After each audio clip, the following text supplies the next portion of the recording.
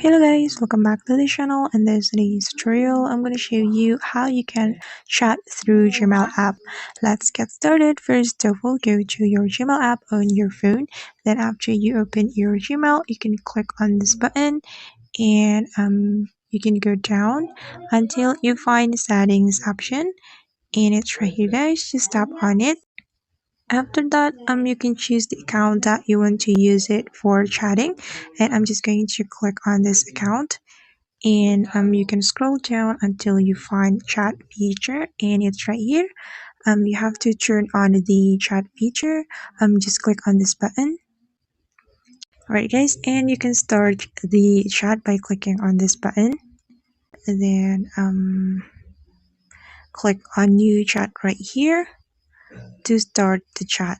And you can search for person or space right here, and just tap on it and start the chat right here.